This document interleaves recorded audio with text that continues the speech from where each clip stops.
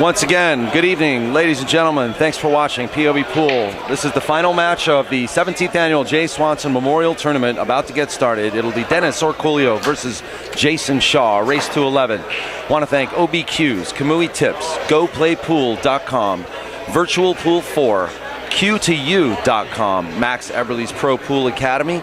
This event is brought to you by Q Sports International. This is a CSI produced event, streamed live by POV Pool, Point of View Pool. That's POVPOOL.com. Tonight, we bring you the final match of the 17th annual Jay Swanson Memorial.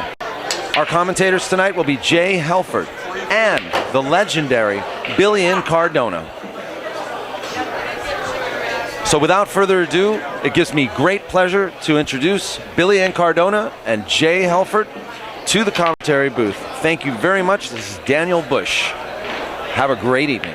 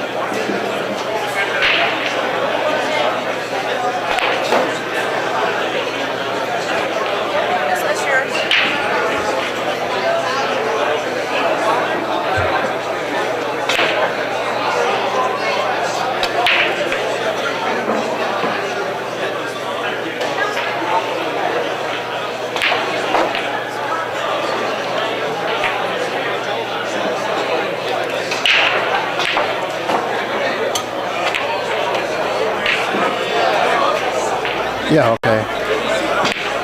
All right.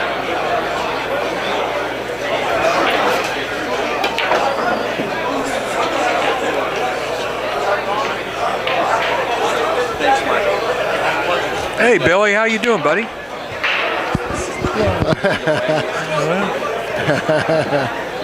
What's so funny, man? I'm doing well, Jay. Good. It's nice to see you, man. Here. What brings you to town? Huh? You must have a game or something, huh? No, I heard over the internet there was a lot of action here at hard time, so I decided to fly in. You know, it's only about a 3.5 hour flight, so, you know, it's not like I'm driving. Well, you got here just in time for the finals. Man, it looks like a finals of a major event here, Jay. You got some great players here. This has been the, you know, we've done it. Do you realize it's been 17 years since Jay Swanson died? We both knew him really well. Yep. This is the 17th Jay Swanson annual event, and the strongest field ever, Billy. We got a world-class field here. It's helped a lot that a lot of players were in Vegas already, and many players coming out here. Then they're going to play this U.S. Bar Table Championship next week. Well, how about the two players that are in the finals here, Jay? Of course, we've got Dennis Orcollo, who's arguably the best player in the world, right? That's what I keep saying. That's what I keep saying. This young fella from Scotland, heard a lot about him. I watched him play a little bit at Derby City. Really plays well. Excellent shot maker, great ball striker, you know. And evidently, he must play the rest of the game pretty good, too, because he's here in the finals. And I heard a little while ago that the last several tournaments he played in, that he won. The Joss Northeast Tour. That's with Dennis Hatch and that whole crew. He's won like 3 of his last 4 tournaments on that tour. Those are strong fields, too. Yeah, and it's a lot to be said about winning, you know, because it doesn't really much matter if you're playing on the Joss Tour or the WBA or whatever. If you win, You can't do any better than that, Jay. It breeds confidence, doesn't Yeah, it? it certainly does, you know. And now he's in the finals here, you know, and he just beat Roddy Morris, but the match before that, he played who? I mean, he must have played some quality players to get here. A bunch of them. I looked over the field here and looked at Darren Appleton and obviously there Ernesto Dominguez, Dennis Orcollo, John Mora, Monty, and Shane Van Boeing, and Alex on and on. Pagulayan, Please, Shane Van. Yeah, go on and on and on. Right. But in the meantime, the little giant Orcollo once again in the finals. I mean, this guy can really play. I mean, I watched him play. I've watched players play for the past 50 years, Jay. I can honestly say that I've never been more impressed with any one player other than Reyes, that is, than I have been with Dennis Orcollo. I've got to share with you, Billy. Dennis has been at my house since Derby City. He's been staying with me for the last 2 weeks. I've got a really nice blue label diamond table, you know what that is, with a little extra tight pockets. You know, they're a little bit tightened up. This guy plays 10, 12 hours every day. He's a dedicated pool player.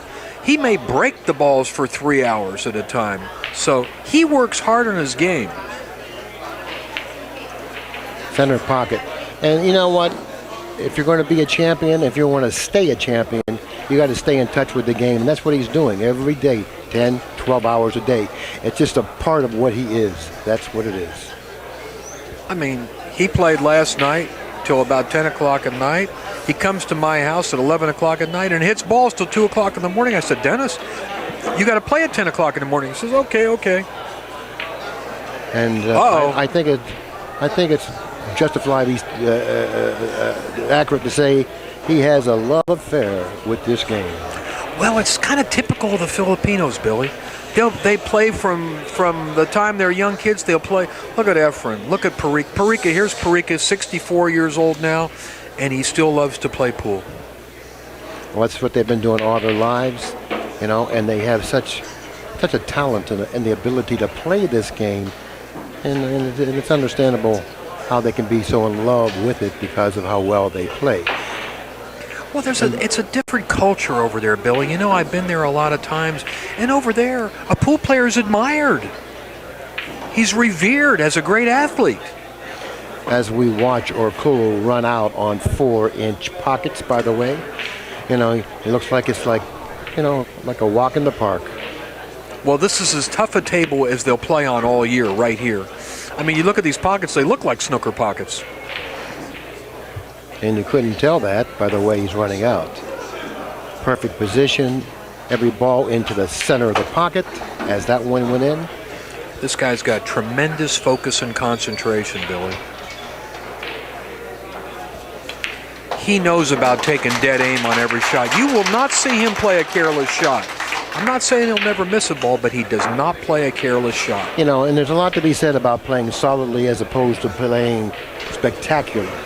I'll take solid play any day over spectacular play. I know you will. You get down there, you know, and you concentrate, you stay focused, and you take care of your business. Don't do anything foolishly, and that's what we're watching right now. A guy who doesn't do anything foolishly and takes care of business. Well, you said the same thing I've been saying for the last few days. I said, arguably the best player on the planet right now. What I do know is that the other players, Dennis has been down here every day of the week trying to make games. Nobody wants to match up with him with all these good players. They pretty much leave him alone. Well, you know, Dennis is not really a mystery. You know, he's been around long enough to know, for everyone to know that he just doesn't miss. You know, he just doesn't. Now, who wants to play a perfect player, Jay? We all like to watch him play, but who wants to play him? Well, not only that, he's not afraid. He's not intimidated. You know what he tells me? He wants a tough game. He likes it when it's tough. Some guys complain because here's a guy that's undefeated. He's got to play a single set final. I said, Dennis, you know you got to play one race to 11. He said, good, I like it. That's his attitude. Well, that's what the best player in the world would say, especially if he's prepared. Yeah. You know, if the best player in the world is prepared, that's exactly what he's going to say. Yeah, there's less chance of luck being a factor when you go to 11. You're talking about confidence. You're talking whenever you have the best at any game and that person is prepared to play, he's going to win. That's just the way it is. Well, He not only wants to, he expects to win every tournament he plays in. He really feels like he should win. I mean, if you talk to him privately, he thinks he's the best player. And I guess that's the attitude you need. Especially if you are the best player. Yeah. This is rack number 2. Orcollo ran out the rack number 1. This is a race to 11. This is for the championship of the Jay Swanson, number 17. Do you believe it? 17. Do you believe it? 17 years. The Jay Swanson Memorial, number 17. Let's see if he can get on the 2. It's a very difficult shot for position here, Jay. Very difficult shot for position. Yeah, look at this. Look at this. Look at this. Unbelievable. Really. This guy, the audience acknowledged that shot. That was a very difficult position play there. He had to make sure that he thread the needle in between the 6 and the 8. He narrowly missed the 8. Had he struck the 8, he may have found himself behind the 8, but that's not what happened. Now going from the 2 to the 3 is a little tricky too. He might go into the 8 with the cue ball here. Well, he's taking a moment to think about it. He's contemplating all those things you just mentioned. Now he's staying away from the 8, he's going away from it. Positioning the cue ball pretty close to the 7, but it shouldn't be a problem. Yeah, he doesn't look like he's going to have any problem bridging over the 7 here. He can kind of bridge next to it. It's a little like awkward. This angle's a little awkward. And I'm going to be kind of curious to see what he does with the cue ball here. Goes to the side rail and back. Had a little more angle than I thought. From our vantage point, it was hard for me to see what type of an angle he had. They certainly made that look quite easy. You took the words out of my mouth. He kind of does make it look easy. And this was not the easiest rack right here. I mean, that opening shot was pretty strong where he drew back for position on the 2.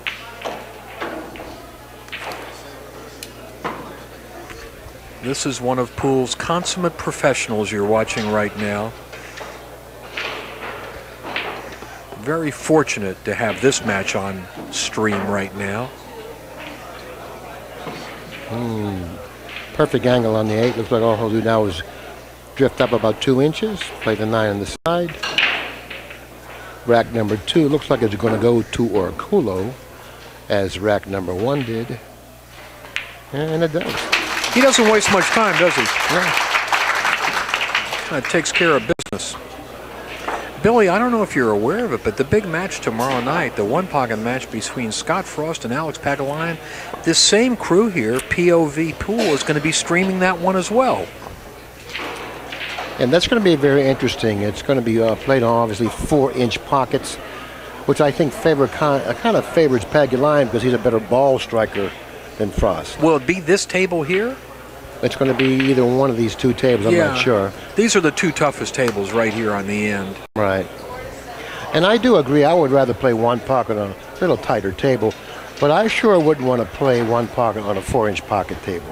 I just wouldn't want to do that. Like that tar table. I just wouldn't want to do that. Yeah.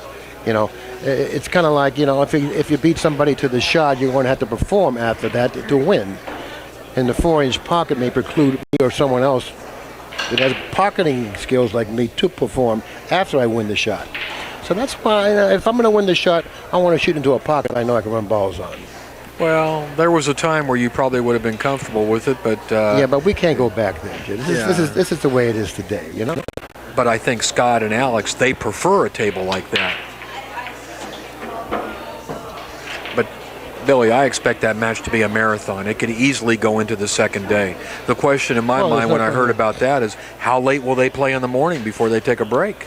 Well, I think they're going to have a 10-hour time limit. Okay, there you go. So if they start at 8 o'clock at night, they could play till 6 o'clock in the morning. Then come back again the next night at 8. Right. Remember the match Jack played with Jack Cooney played with James Walden and went on for 3 days. That was 8 ahead. Well, you just have to get the rules down straight before you play. You know, if there's going to be a time limit on the match, you know, like 8-10 hours. Well, the good thing is both maybe players. 2 or 3 days. The good thing is, Billy, both players seem committed to the match, which is important. Just like this guy here is committed to running out every rack, and that's important too. Yeah. So he's already run 18 balls prior to opening up in rack number 3. Looks like a combination here. Can the 2 go past the 3? Let's see. No, it's no problem. No problem. Just roll that ball in.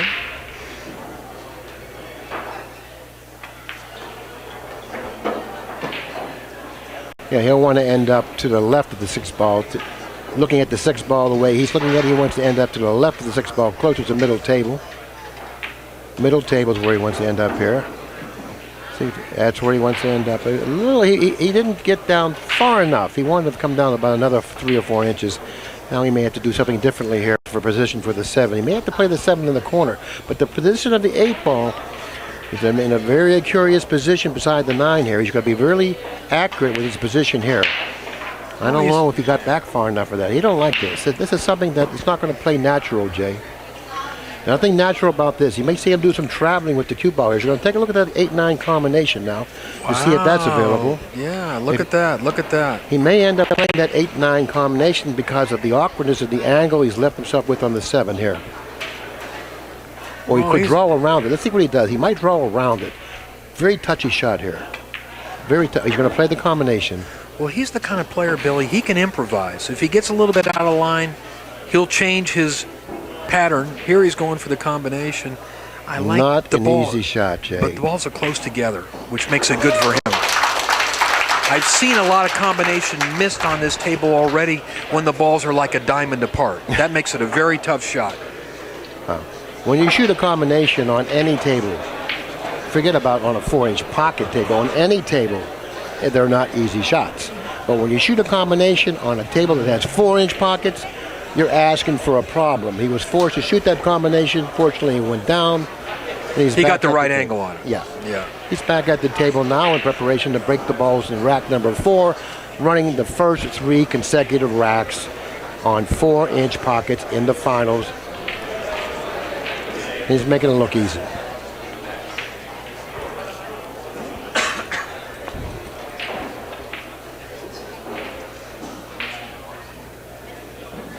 He's been practicing his break 3 hours a day. Now notice how softly he's breaking the balls, and he's pocketing the corner ball on the break. Now the 5 ball stopped in between the cue ball and the 1 ball, and I'm certainly sure that the gentleman from Scotland likes what's happened there, because now he's going to have an opportunity to at least say, I'll take this shot or you can have it. Because Orcollo must push out here. Jay. So you're saying at least he'll get a visit to the table? Well, he'll have an opportunity to make a decision. Where would you go on this? Just leave a lot of distance? This is going to be a difficult push because of the position of the 2 ball.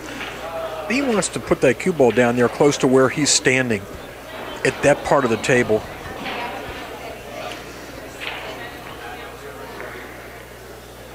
Now, if you're going to take this shot, you're going to have to play a safety off the shot because of the position of the 2 ball. So therefore, he's pushed to a position on the table to where it's very difficult to pocket the 1 and play shape on the 2. So it looks like he's going to have to either accept the shot and play a safety or pass it back to Orcollo and say, I don't believe you can play a safety on this shot. I think he wants to shoot. I feel like he wants to do something, even if it's play a safe. See, it looks like if he pockets the ball in the lower left-hand, in the upper left-hand corner, the cue ball would then go toward that pocket. It could scratch. I don't think he's going to go for this. I would overcut. Well, I don't know what he's doing here. He's shooting at it. Billy, he's shooting at this ball. This is over my head. He played safety. He can't. He got to play a safety there. It's a good safety. Absolutely. I thought he made a great shot, controlling both the 1 ball and the cue ball. Especially considering the fact that's the first time he came to the table in 3 games. Well, no one said it was going to be easy. And when you play Orcollo, it's never easy. Now, Orcollo, almost all the other Filipinos, kicks extremely well.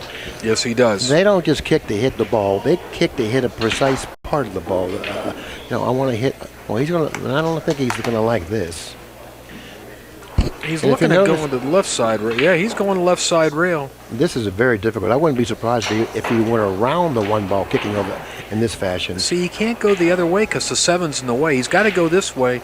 He's going to go side rail, in rail, and try to hit behind the 1, knock it away, and leave the cue ball behind those balls. Ideally, Can he execute this shot, though? And this is a tough shot here. I wouldn't be surprised to see him miss the entire ball and go around it. It just seems like it's laying on that angle that he can very easily miss the entire ball and go around it. Listen, he's got a very small window. He's got to get the cue ball between the 2 and the 3. Absolutely. This is not an easy kick. Now he's looking at going the other way. On this way here, he's going to have to draw it. He's going to have to draw it and bend the cue ball. And notice how he goes underneath there. He's going 2 rails here, also trying to go underneath the 1 ball here. He doesn't want to go under. He can scratch if it goes under. He wants to hit it on the side. Oh, really? Yeah. Okay. If he goes, and I don't think he has the angle to go short enough to go under it. If he's going to hit the 1, it's going to be on the side, and the cue ball will then go toward the 8. I think he'll hit the ball. I think he'll hit the ball.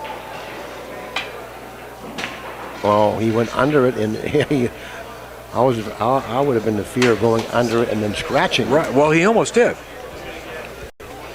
This looks like basically the same shot he had the last time. Exactly. Exactly.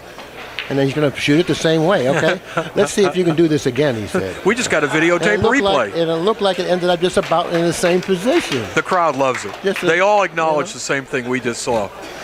You know, just what you said. Same shot over again. Now, this ball is a tougher ball to hit because it's closer to the cushion. So therefore, when the ball is closer to the cushion, that minimizes the hit, the target. That minimizes the target here. This time he's going to have to thread that needle between the 2 and the 3 ball to hit the 1. And the way he kicked last time is exactly the way he played it. He's such a proficient kicker as he does everything else. He's really feeling it now. He's played on this table enough to really feel, the shortness of the rails. And I look for him to hit this ball. I won you over. I don't think he's going to hit this with a lot of speed either. That's what he wanted to do. He was he got a little unlucky there because I guarantee you he played that to hit the 1 ball like he did. After striking the 1, he was going to get very little movement with the cue ball because of how solidly he struck the 1.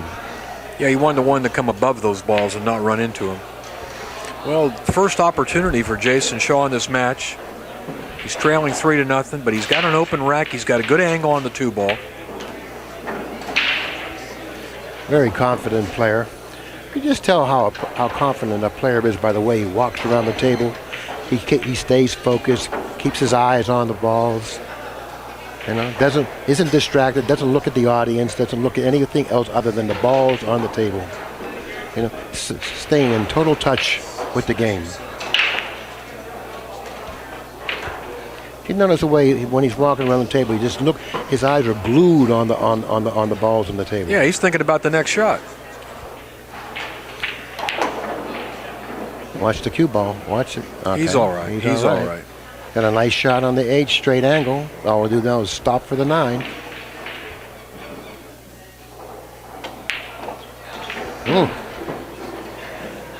Looked like it hesitated for an instant there before dropping into the pocket. Touch the rail. Yeah, 4-inch pockets, that happens often. That's pretty good. That's pretty good. After falling behind, 4-0 was it? Or 3-0. Yeah, here's a score right up here. Got to the table and took care of business. I don't know the age of Jayson. 24 years old. 24 years old, He started playing English 8 ball when he was 5 years old. His father introduced him to the game. He was the world junior English 8 ball champion when he was 16 years old. Converted to pool about 5 years ago. Yeah, well, he was bred to play, and you know what? If you have the natural ability to play, and you're bred to play the game, and you have the right people that are tutoring you, the sky's the limit. Then you can go as far as. Look at this break shot. You allow yourself to go. Look at this break shot, Billy. How do you like that?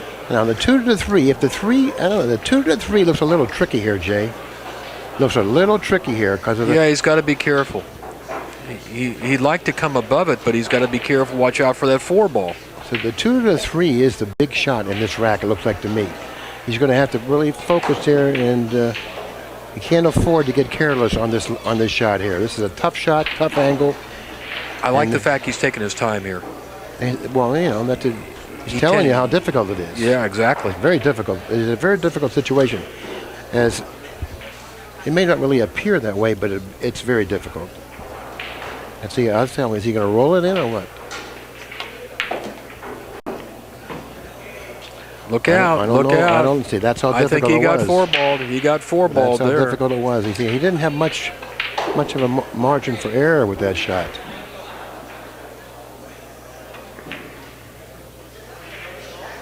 Well, he did about the best he could from where he was.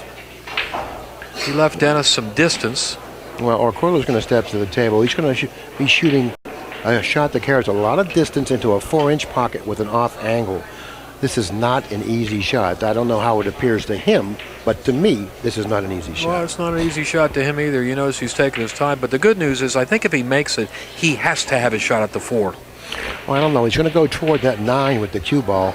I'm not quite sure if he's going to, if he wants to go all out here or if he wants to play some sort of a safety. I think he's going to go after the 3 here. Yeah, he's looking at playing position to shoot the 4 on the side next. So that means he's going to roll this ball in with just like medium speed. Now, if he rolls it in, he's looking to make the 9 too. And it looks like he's on the angle that he's going to hit the 9 on the side, and then the 9 will go toward that pocket. Let's see what happens here. He's going to get back up. Number 1, he wants to make this ball. And every time he gets down, he's feeling the shot. Well, now look, he's cueing on it. Well, he changed his mind. He's trying to feel it. He's going to hit the top of the 9 that way. I'm really undecided on how to cue the ball here. You're right. He's changed his mind a couple times. He may miss the entire 9 shooting it this low.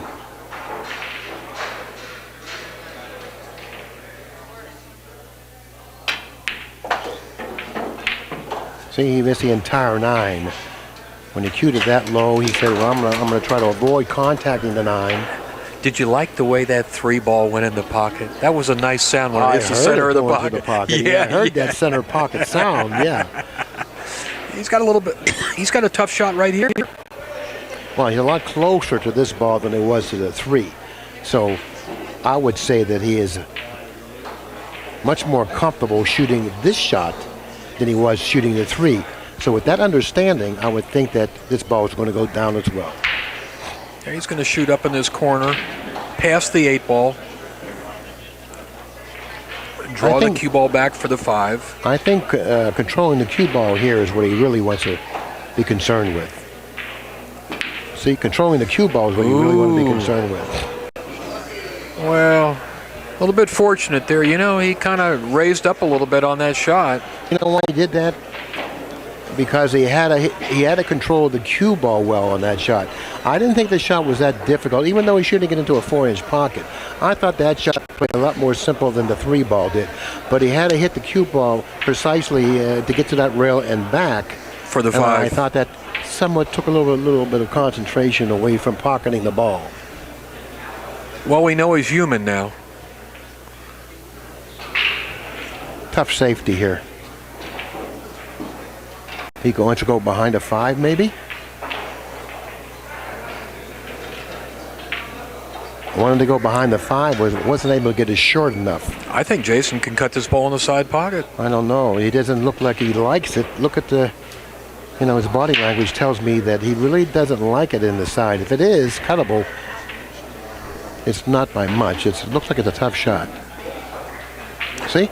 Wow. A tough shot. He may have gotten lucky here.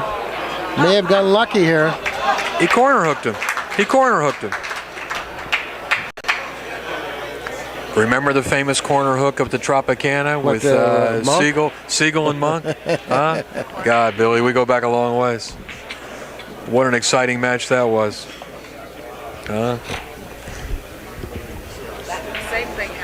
Score is 3-1. And this match could get a little more interesting and much closer. I think Dennis is going to have to kick 3 rails to hit that 4 ball. It's like a billiard shot. If he hits it, he'll get separation from the 2 balls with the 4 and the cue ball. He struck it a little too hard. The 9 blocked the pocket. Well, I think Orcollo is going to walk away from the table. Not in too bad a shape because the 9 ball did block the pocket for the 4. I don't think you can shoot this combination. He's looking at it, but I don't like this one. I don't like this combination. On this table, this is a very low percentage shot. Oh, excuse me. Bite my tongue. Well, what was so impressive about the shot, forget about how accurately you had to hit the shot in order to pocket it, but what was really impressive about the shot is he shot it like it was just routine, you know? That was a little intimidating. There wasn't any decision there. I'm going to shoot this, I'm going to make it, and I'm going to be breaking the balls in rack number 6. I'd be a little intimidated after that. Well, I'd still be just trying to figure out what I'm going to do. What do you mean? What am I going to...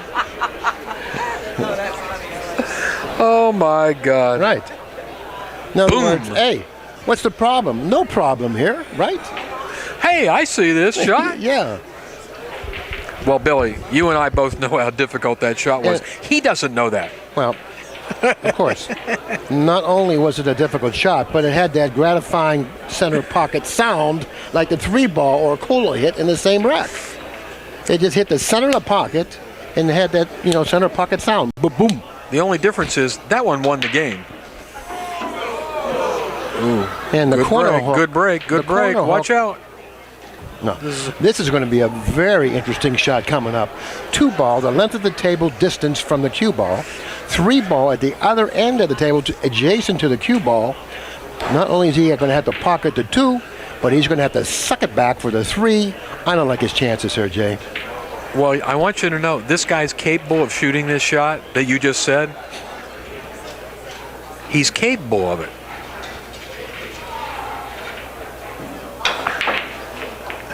He tried it.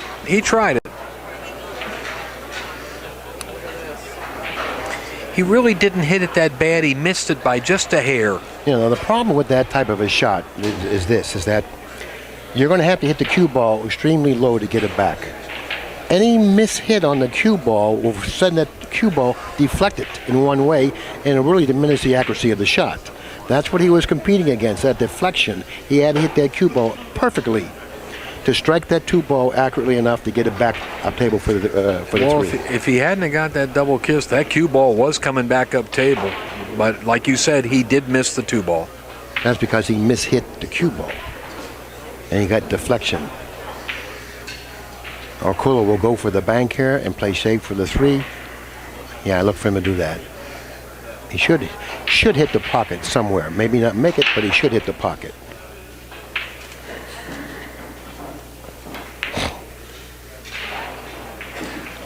Well, he did. He hit the pocket. He made it, but he didn't get shape on the 3. He's been playing a lot of bank pool this week.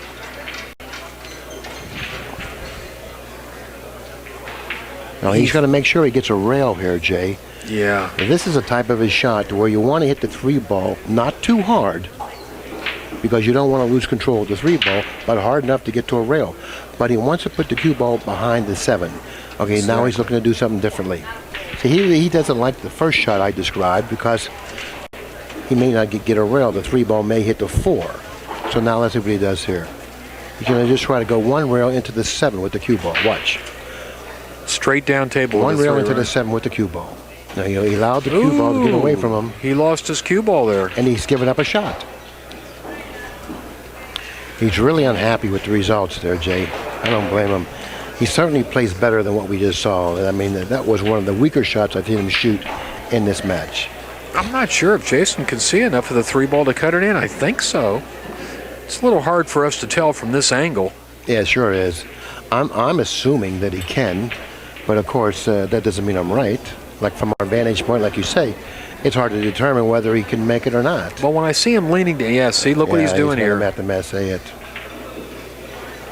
If he has to masse it, I'm not quite sure if that's a correct shot. I would definitely consider playing some sort of a safety if I would have to masse it. But of course, if he masses it, it's hard to overcut it. And if he does overcut it, he'll end up with a safety anyways. You follow me? Yes, I do. Now it looks like he's playing safe. He's just going to shoot it 2 rails away. Yeah, just like that. Hold the cue ball there and leave a lot of distance. And maybe, well, let's see. I think Dennis can see that ball, but This is a 10-foot shot here at 4-inch pockets. He may be one cross corner with the 3-ball here. Yeah. Yeah, that's the safe way of playing that shot. He's going to get behind the 8. He's going to find himself behind the 8. And, he just got him there. No, I think he can hit the edge of the 3. I think he can hit the outside of the 3 here.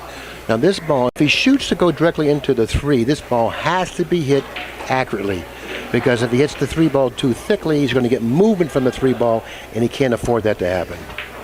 Yeah, you're right. He can see the edge of it. Nicely done. Nicely done by Jayson Shaw. Positioning the 3-ball behind the 7. Difficult situation for Orcollo here. Very difficult. Very nice control exhibited by both players on both balls, the object ball and the cue ball. You know, if I was Orcollo, I would take a look at the 7-3-7 combination, because it's very difficult for him to execute this shot to where he's going to end up walking away from the table in decent shape.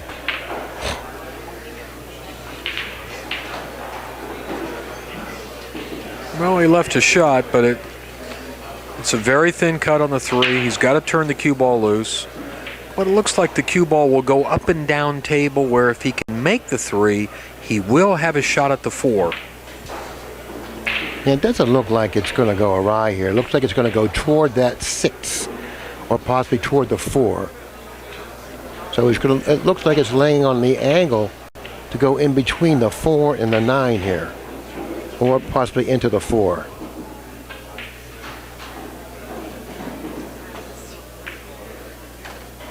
Narrowly missing the 4. Made a nice shot, and it's got rewarded.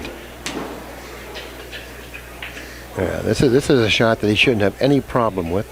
He'll just draw to the side rail, make sure he has an angle on the 6. He doesn't want to get straight on the 6. See, he didn't want to get straight on the 6. He didn't need to draw it back like he did. He overhit it a little bit. He didn't need to draw it back like he did. Yeah. Just to the side rail and off the side rail, you know, maybe 6 or 7 inches. You've been talking about 4-inch pockets, but they measured these 2 corner pockets close to us. They're 3 7/8. These are, on this table, they call these the devil pockets. This pocket and the other corner pocket. I've seen a lot of balls missed on these 2 pockets. That's excellent control of the cue ball. He wanted to end up center table here. Maybe even going around the 9 might be the best way. Ball going in front of the 9. Well, he's going to have to stretch for this one. Well, yeah, he's going to have to hold that cue at the very end here. Well, he didn't. Sounded like he missed. Yeah, cues a there. little bit. He didn't make real good contact. It's amazing to me how the more diminutive Filipinos, how well they can stretch their body and elongate it to reach shots.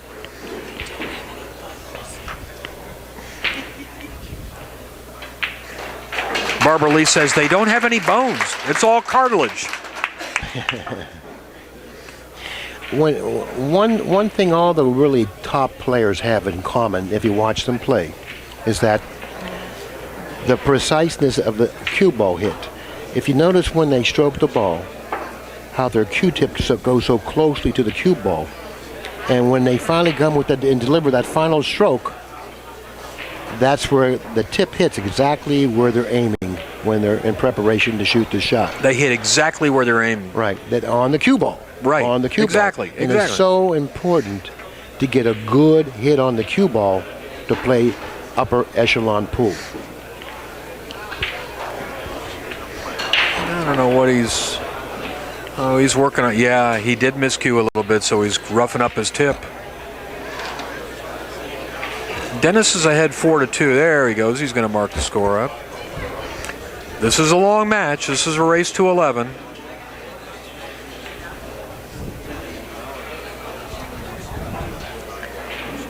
You know, it's interesting. He's breaking with his playing cue. Well, he doesn't break hard. Look, he breaks him soft. It doesn't matter. Yeah. Watch. See? It's like shooting a shot. Not even a hard shot. And he doesn't have much velocity at all on the break. He's making the corner ball every rack when he breaks the balls. It's been very interesting, Billy, because some matches he's been breaking hard and some he's been breaking soft, and he changes during the course of the match.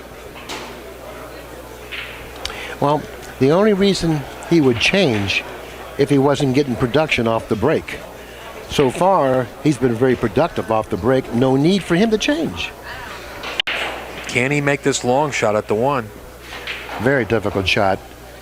Length of the table into a very small pocket.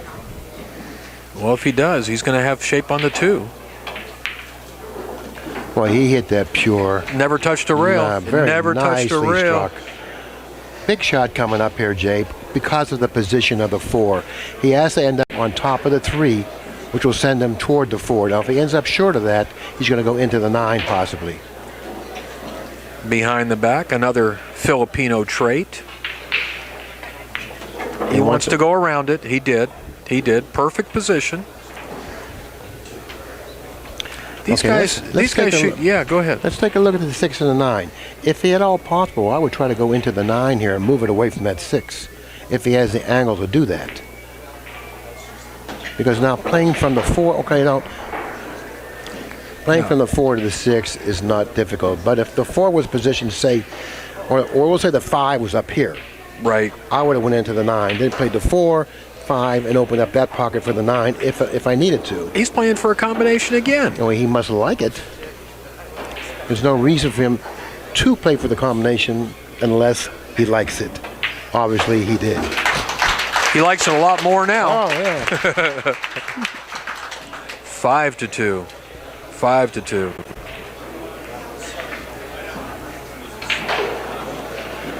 Dennis is pulling out. He's got a 3-game lead.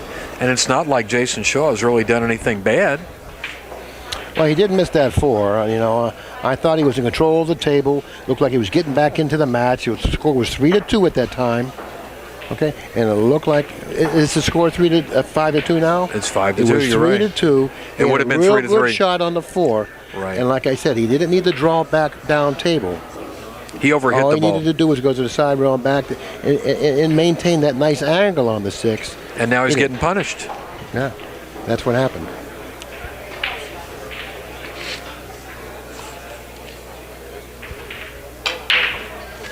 And there's the corner ball once again. He's playing position for the 1. He drew it back too far this time. So he's playing position for the 1 in that pocket. In the side pocket. In the corner. Oh, in the corner. Okay. Remember he shot the 1 in the corner last right. time? This is what he's doing. But he drew it back too far this time.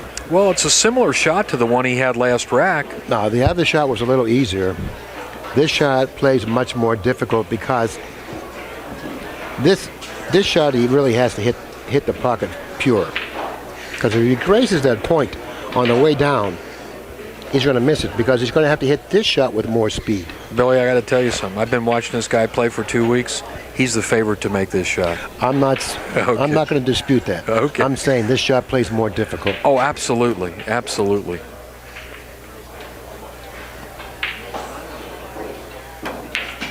But you're kind of looking at a different breed of pool player here. He doesn't know that's a shot that's difficult. All he's thinking about is how do I have to hit this ball to get position on the 2? And he did a pretty good job. His understanding of the game is so much more advanced than most. And he understands exactly the speed that he needs and exactly how he needs to hit the shot. To pocket it. Right. A lot of players would have tried to hold that cue ball in front of the 3. He realized that, hey, my ball pocketing percentage goes up if I medium speed. If I go on the other side of the 3, right? Okay? As opposed to trying to hold it, because when you try to hold balls, you lose a little accuracy. Yeah, he doesn't mind having a little bit of distance on the 2 ball. Of course, he's having a little trouble bridging here off the rail. He'll go 2 cushions toward the 3 for the side. Center ball. Notice his concentration. Notice his concentration. Again, I've been watching him play a lot. I don't see any player that has better focus and concentration than this man right here.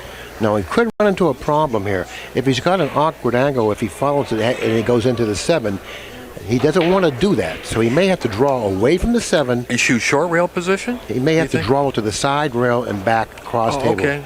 In between the 4 and the 9. Well, he can shoot that shot. He knows how to shoot that shot. He knows how to shoot every shot. Depending on the type of angle he's left with, obviously will determine what he needs to do with the cue ball. He may have to draw it to a side rail and back between the 4 and the 9. He's definitely drawing the ball. You called that one. Look at this. Look at this. Look at the English on that ball. Well, he got kind of straight in, but yeah, he's right. I don't think that's a problem. You like the way he hit that one? It's hard to argue with success. Well, the way he hits anything, really. It's 5-2. Gonna be 6. And he's looking to extend it by 4 games at 6-2. He's really a master at the table. Totally understands what he needs to do, and certainly has all the tools to do it. I mean, really. Can I tell you a little story about confidence? Here's what he says to me a half an hour before this match when Jayson's playing in the semifinals. He says, Jay, when this tournament's over, Jack likes it, right? He says, when this tournament's over, he said, we're going to go to that 24-hour Western Union. He said, because I'm going to have a lot of money. I want to send money home. He hadn't won the this is before he's played. He's already counting his 3,000. He said, I'm going to send all this money home. I said, okay, Dennis, okay. Let's give a shout out here to our main tournament sponsor, OBQ's Kamui Tips, GoPlayPool.com, Sorellis Inc. and Virtual Pool 4, Q2U.com, and of course Max Eberle's Pro Pool Academy. And the producers of this event, CSI, that's Q Sports International. Thank you all for your support of this great event. Like I mentioned before, Jay, here's a player that has all the tools, but he's prepared to play. Yeah. So therefore, he wanted to make sure that when he won this money, he prepared himself what to do with it. He had to go to the Western Union. He said, I want to send it home. He said, I don't want to have all that money. He said, I'm going to go up to Reno and make more money. I'll tell you, he's a dedicated family man. Every time he wins money, like at Derby City, he sends money home. Not only is he a great pool player, he's a good man. I like this guy a lot. Well, that's probably one of the reasons why he's as successful as he is, because he treats us, he's a very responsible person, and this is a business to him. You know what I mean? Absolutely. And he treats it as such. Absolutely. So, with that understanding, this is his job. This is his job. It's easy to understand how well he plays and why he plays well. Well, one of the reasons why he plays well, there's a lot of reasons. No question he likes pool, but you're exactly right, Billy. You hit the nail on the head. He treats it as a job, and he works hard at his job. He will say, this is my profession. I'm a pool player. And what's so special and what's so beautiful about what he does is that he loves his job. You see? He loves what he does. And you cannot do anything as well as he plays pool unless you love what you're doing. You know, I've seen him play in games that are very difficult games where he's given up a big spot, and he looks at me, he says, I like a tough game. Most people don't want a tough game. He said, I like a tough game. Because it's a challenge to him. He sees it as a challenge.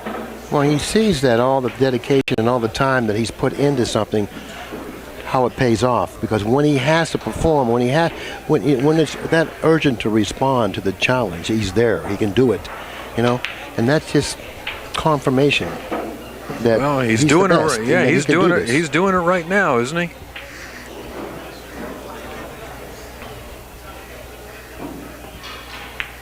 This is pretty much a virtuoso performance so far tonight. Now, if this guy asked me to play some pool, you'd run. I wouldn't even answer him. You know what I'm saying? I wouldn't even answer him. I'd say, let me buy you something to eat. Let me buy you dinner. Right. I mean, I would love to play him sociable. When he comes to the 9-ball, he looks at Jayson. Jayson shakes his head. Good, good, good. Well, just like that, the score is 7-2. The people here at Hard Times, and basically in the California area, they come around this this tournament and any other pool room that watch this guy play, I don't really know for certain if they understand, what's going on the here. importance of them watching this guy play. How can you? This is like the best player in the world. You know what it reminds me of? Walk to the pool room and watch him play. You know what it reminds me of? 40 years ago, I watched Mosconi play an exhibition, and he ran like 141 and out, right?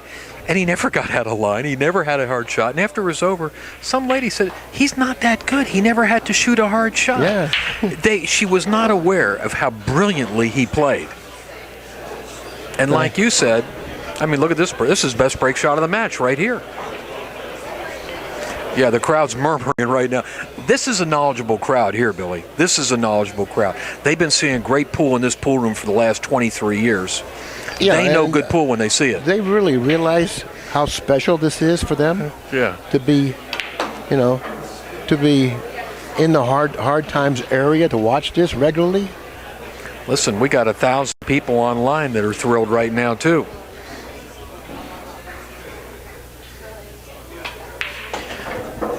Daniel told me, he said it's the biggest audience he's ever had right now. And why not? And why not?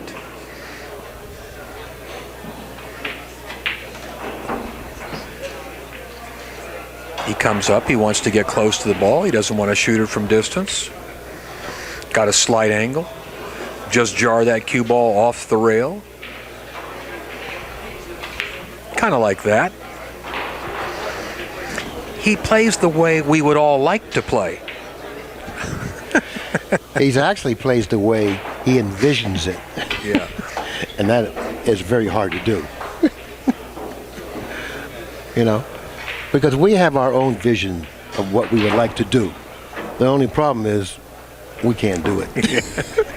Well, once upon a time you could. I couldn't, but you could. What rack is this, by the way? I haven't lost count here. Well, this is the 10th rack.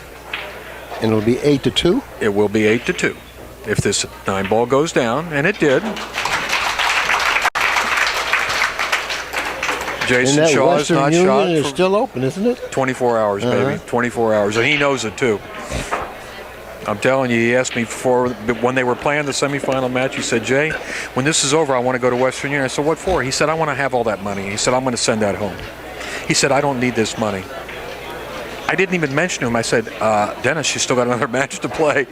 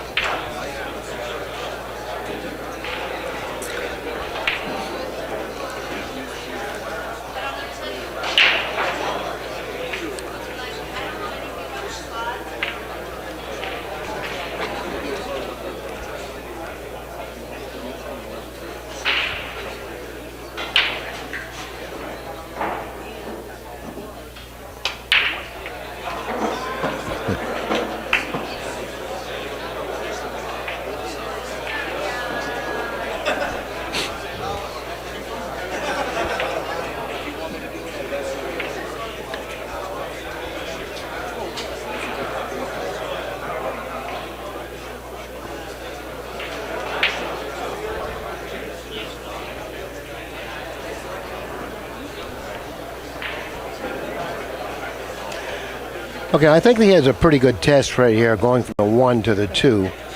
This seems to be a little bit of a problem here. Maximum spin on the cue ball, sending him in pretty good line for the 2.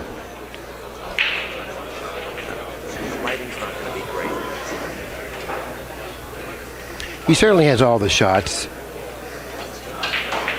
Going from the 1 to the 2 was not as easy as it appeared. He made it look easy, hitting with maximum spin at the exact speed that he had to hit it with to end up with the shot on the 2 that he did. Well, right now, it looks like he's the only one playing. He's making that corner ball every time on the break, and he's playing position for the 1 or the 2. So in a sense, it's kind of unfair. Okay, no, it really is. Yeah, it really is. Yeah. because the breaker has such a big advantage on this table because the corner ball goes in every rack. If you know what you're doing, and he obviously does. Well, he's broken the ball 7 or 8 times, and he's failed. He's not failed. He's made the corner ball every time. He got hooked one time on the one ball. That's it. Every other time he's had a shot. And it's going to be 9-2.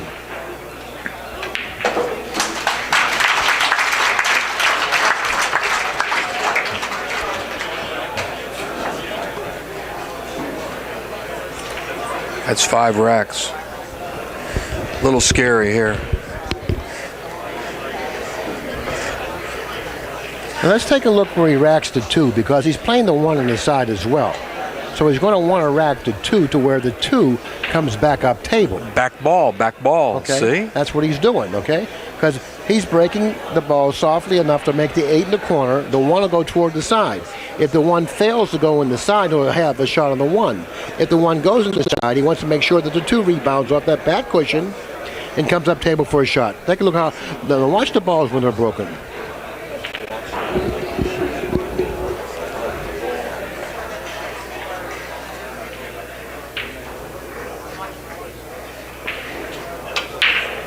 See how the 2? See how the 1 narrowly missed the side?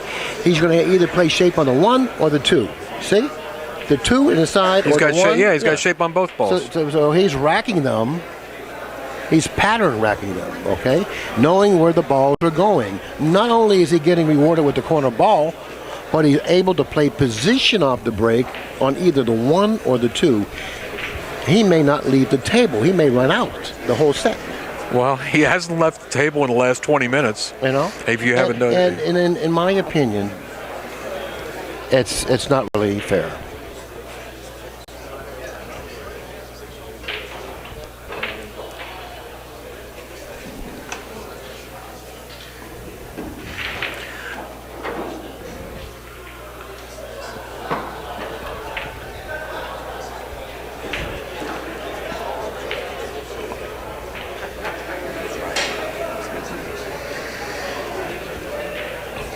Want to remind everybody, Dennis plays under the Tiger Q's banner. That's a Tiger Q he's using right there. He's been winning tournaments with that Q for the last year. And he's on his way to another victory, it looks like. Yep, going from the 5 to the 6. And if you notice, every rack, the 9 is positioned where it is now, and there's always a ball to the right. If you remember, he's made 2 combinations on that 9 in that pocket. And he might get another one. No, I doubt that. He's going to go from the 5 to the 6 this time. Okay.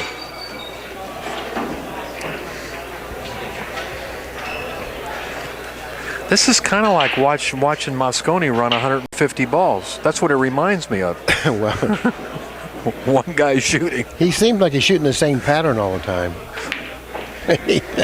Just about. And you wonder why nobody wants to play him. Huh? I'm not trying to take anything away from his play, but, you know, I mean.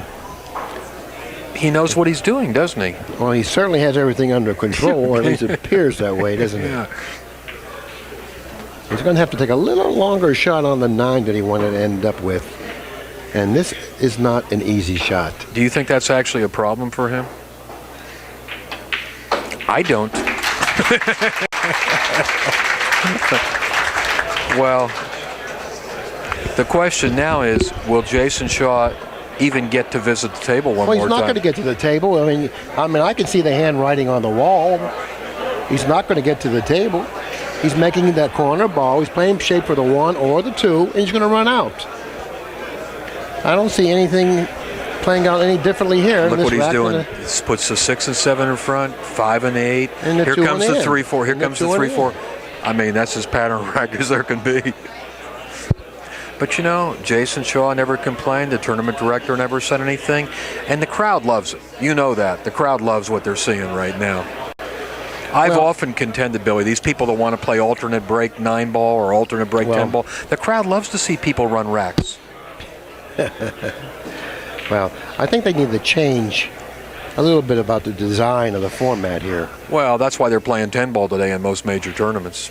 It's a little tougher. There's the 1, and there's the 8, and the 1 on the side. Oh, he got a kiss on the 2. See, the 2 got kissed that time. Oh, otherwise the 2 would go in the corner. Yeah, he got kissed. Well, folks, the score is 10-2. I think at this point the eventual outcome is pretty much a certainty. The question is, what will the final score be?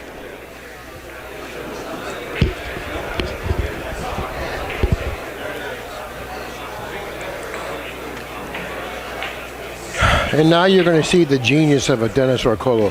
Forget about before running all those racks.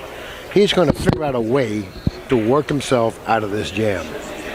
Okay, anytime you can't see a ball after the balls are broken, you're at a disadvantage. You're either going to have to push and give away an option. Anytime you give away an option, you're at a disadvantage. Let's see how well he worked himself out of this jam. Well, Jayson gets to come back to the table. He's 9 feet away. He doesn't waste any time. He gives the shot back to Dennis. I don't even know what he has in mind here. Well, he had something in mind because he came right to the table. I don't see what he has in mind here. This is very, very confusing to me.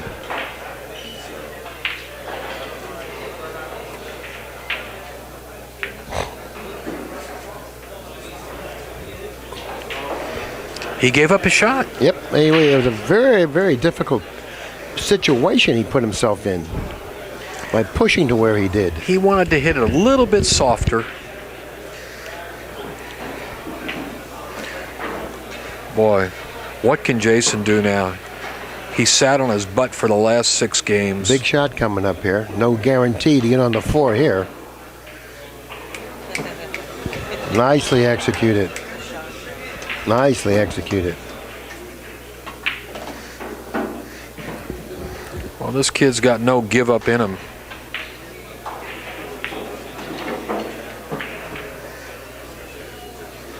I know the crowd would like to see this match. You know what I really like about this kid right here? Obviously, he knows how to win.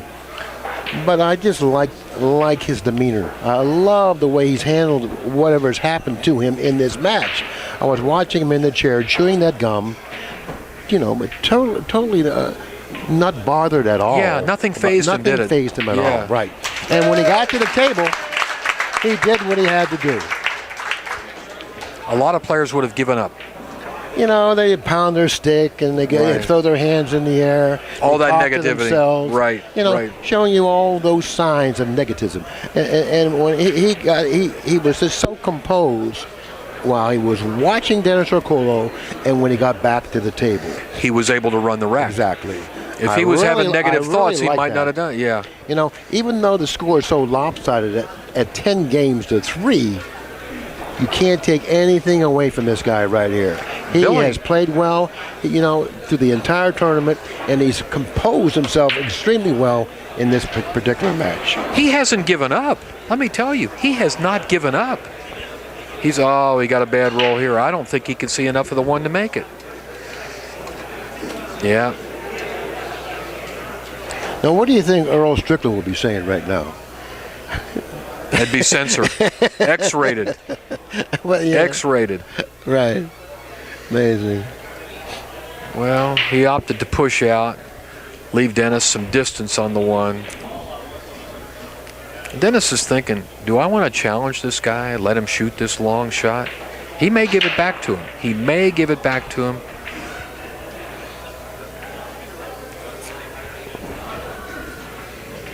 Dennis is going to give this one a lot of thought. He could conceivably cross the 1 ball and go up table with the cue ball. Nice.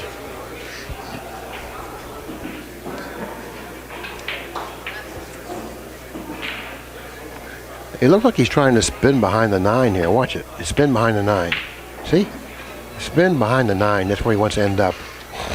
That's not bad. That was a very difficult shot because of the position of the cue ball frozen to the side rail. It's very difficult to spin the ball off the rail. When the cue ball is frozen to the rail, especially a shot that carries the distance, that shot carried from the cue ball to the 1. He's trying to jump the 6 ball. Excellent shot. Well, Well, that's it for him. Ball in hand. There's 8 balls on the table, but I think giving ball in hand to Dennis Orcollo could be the last straw. Well, he wants to play position on the 1 to get the correct angle, to get the right angle to drop for the 3. Now, what he's doing now, he's walking around the table. He's trying to figure out what angle he needs on the 2 ball to get on the 3. To get on the 3, because that will be the deciding shot in this game. That's the key shot. If he gets on the 3, it's all over. So it's very important for him to make that determination. What is the best angle I need for the 2 to drop for the 3? I think he's going to play. I think he's going to play to the right of the 2, sending the cue ball 2 cushions around toward the 3 that way. But the problem with that shot the 5 is ball? the 5 ball. Right. Okay? So right. Therefore, even if he attains the angle that he's looking at right now on the 2, he has to be majorly concerned about the position of the 5. Well, it's all about his speed then on the cue ball. Exactly. Now this is why he gets paid the big bucks, is because he sees the pattern, he knows what he has to do, but that doesn't mean he can do it. But let's see how well he does here, because from the 2 to the 3 is the big shot here. He may play a different angle. He may not like the position of the 5. He may play a different angle on the 2, which he has. Now he's going to draw in between the 5 and the 9. That's what he's going to do here. He's going to draw in between the 5 and the 9. He's going to stay away from the 5 and try to thread the needle and draw between the 5 and the 9. But once again, he has to hit this shot with the right speed. Big shot coming up. He's going to draw that cue ball, hit the side rail just below the side pocket, and spin up towards the 5 ball. Did he get there? I don't think so. I don't think so. He's got a shot on the 3. Does he? But he doesn't. Yeah, he's got a shot on the 3. He can see that 3 ball? I think he can see the 3. This is tight. I think he can see it. But that's not his only problem, okay? The problem is now if he can shoot the 3 and cut it in, he must hit the 3 with the soft speed to hold for the 4. Now he's looking to go beyond the 9 because he doesn't think he can hold it for the 4.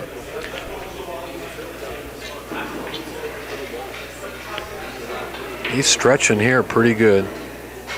Now he's going to play above the 9 here. Look, above the 9, which he's done. Wow. Now he's got a shot on the 4. He's going to play a little tougher angle on the 4 because he realized he couldn't hold it for underneath the 9 for the 4. I don't know if he's gotten up table far enough now. Yeah, he's got a tight fit to shoot the 4. This is the second time he's looked at it, so it doesn't look like he does.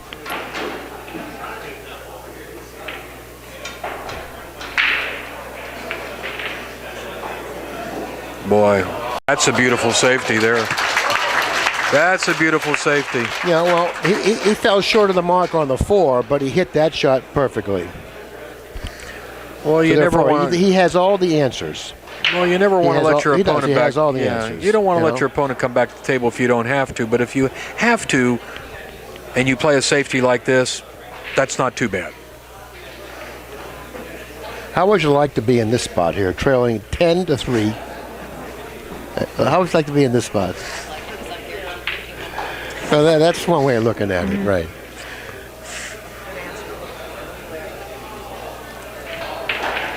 He's got to use a lot of inside English just to hit this 4 ball.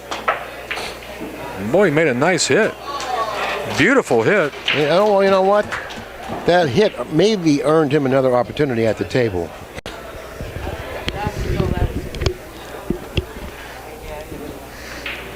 This is not an easy situation here. Very difficult.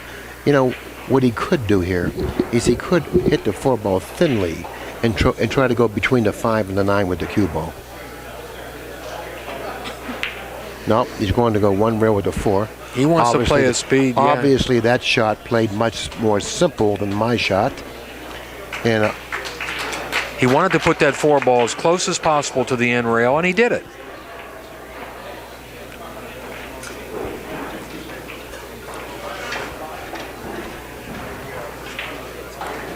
Jayson has got to kick 2 rails at this ball. This could be his last turn at the table right now. Perfect hit. Perfect hit. Wow. Perfect hit. Look at this. Look at this. Perfect hit. Boy. Never say never. Yeah, nice reply there Never by say never. Jayson Shaw. Even though he's behind 10-3, this has been a very well-played match. The score is lopsided, but that's only because Dennis ran those 5.5 racks. Yeah, the score really isn't indicative to how well Jayson has played. You know, he's played extremely well when given the opportunity. So therefore, the reason it's 10-3 is because this guy here put 5 racks on him. Nicely struck. Nicely struck. He played that shot exactly the way he planned it. He wanted to hit the bottom of the 4 just like that. Exactly the way he planned it. And he just hit it a tad bit too hard because now he's left him a makeable shot. It's not an easy shot, but it's makeable. Well, this is win or lose right here. Wow. That's what happens when you shoot into a 4-inch pocket. You know, even though these pockets are cut to where they're kind of like forgiving going down the rail, when you shoot into the pocket, it doesn't get any smaller. It's a 4-inch pocket. That's what it is. It's a 4-inch pocket. That one's actually 3 7/8. They measured it. So he would have made that 10 out of 10 times on a 4.5 or a 4, even a 4.25 inch pocket. Oh, absolutely, absolutely. Well, this should do it right here.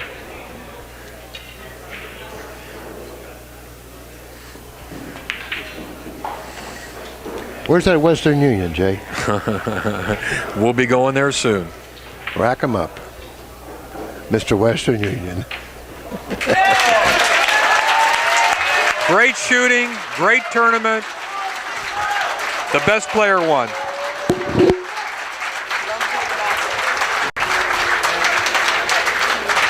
Billy, I really enjoyed working with you again. It's been a while.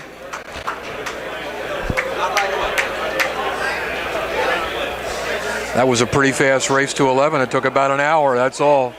Yeah, well, you know what? I'm sure the people out there got their money's worth. I mean, they saw probably the best player in the world perform, and perform he did. Perform he did. He's a little machine, isn't he? He really is. Yeah, and he's getting better. And he's actually getting better. He's improving. You know, they said a couple years ago, and a little longer than a couple years ago, that Orcollo was a better player than Reyes. And you know how much I idolize Reyes, right? Huh? Reyes is my hero.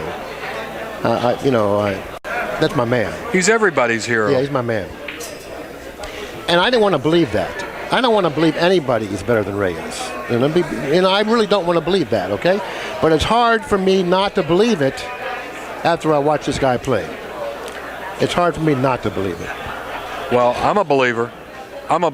Yeah. I've been watching him play a lot the last couple of years. I've been around him a lot. I represent him here in the States, and I've seen him make games that I thought he couldn't win. And he said, no problem, Jay. He said, I can win this game. That's what he tells me. Just like that. He says, I can win this game. And he goes ahead and wins. There he is. He's counting his winnings, 3,000. Heading to Western Union. We're going to take a moment and talk to Dennis here in a second. If we can break him away from his counting chores. That's Billy Stock. Billy's done a great job running this tournament, one of the best tournament directors in the country. This is not an easy tournament to run. 192 players, and they play it in a weekend. It's a madhouse in here. If you were here yesterday, it was insane.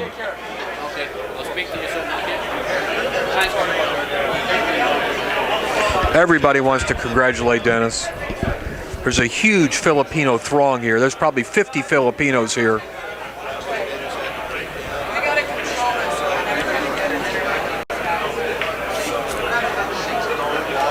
Well, they'd like to bring him for an interview. I'm not sure if that's going to be possible. Jay, let's get the interview now, if we can. Should we get Jayson first? Bill, thank you so much. Great job. Billy, they want to see if we can talk to these players here. You want me to shoot these stills? I feel like,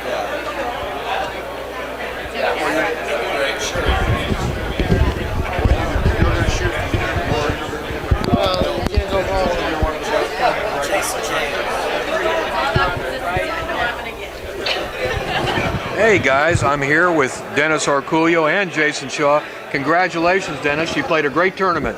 Oh yeah, thank you very much. You know, it's job well done. You know, I have a best break. You know, I'm wondering how to break. You know, he's played good, but I see it how he break. I'm really scared a little bit because he use break soft break. You know, so I find the best way. So I got it. So yeah. So you learned from him then. Yeah. Well, when I played for the hot sheet, so you know, I know you have a big chance. He's gonna take a picture with y'all. I know you have a big chance to win this tournament. So when I changed my break from the start, so I figure out how to break. You know, how to make the easily out. So Well, you were doing it every rack there. Hey, Jayson. You played a great tournament. Congratulations, second place. What do you think about this guy? Yeah, I want to kill him. No, he played good. He had the breakdown. I missed a 6 ball to go 3-3, and after that he punished me. He run like 7 or 8 racks. 6 racks. Yeah, something like that. He had the breakdown. He was getting a shot on the one and running out, you know. But fair play to Dennis. He played really good, and it's a good tournament. I'm just happy to be playing good and going to Reno playing good, you know. Hey, thank you for coming. It was good, great to see you here. First time in the Swanee tournament, right? Yeah, it's good. I like it. It's good. You're playing consistently, you know. You're playing every maybe hour or 2 hours instead of having to wait about. But Dennis played good. He deserved to win in the final. He played pretty good. Deserved winner. Thank you, guys. Congratulations to both of you. Good luck in Reno. Thanks again to Billiy and Incardona for joining me for this final match. This is Jay Helfert signing off for POV Pool. Remember, tomorrow night, it's the big one-pocket battle. Alex Pagaline and Scott Frost. Big money match, 8 ahead. 8 p.m. tomorrow night. Same time, same place. Good night.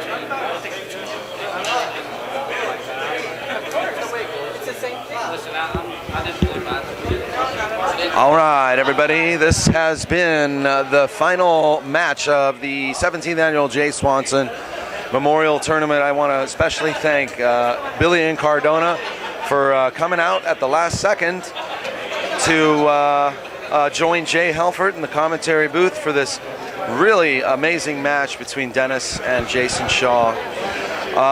Stay tuned for tomorrow, folks. One Pocket with Alex Pagaline and Scott Frost. One Pocket, $20,000, $40,000 in the middle, really. 8 ahead for $20,000. That's going to be a free live stream, POV Pool. I'm going to stream it as long as I can, and we are going to be out of here. So thank you very much. It's been a wonderful evening to do the Jay Swanson again. I want to thank CSI for picking up the phone and calling me and letting me know that this was available for to be streamed. Also want to thank our sponsors, OBQs, Kamui Tips, Go Play Pool, Virtual Pool 4, Q2U.com, Max Eberly's Pro Pool Academy, and PoolTracks.net for also the real-time player statistics and lifetime player analysis. Also want to thank Upstate Al, Bob CMBWSU, Steve Kurtz, and all the crew at Livestream News. For more about Livestream News, be sure and check upstateal.com. That's it, everybody. POVPOOL.com. Subscribe to my YouTube channel, and be sure to check out the story on AZ Billiards tomorrow. Thank you also, everybody, for watching. Thank you. I said to Darren before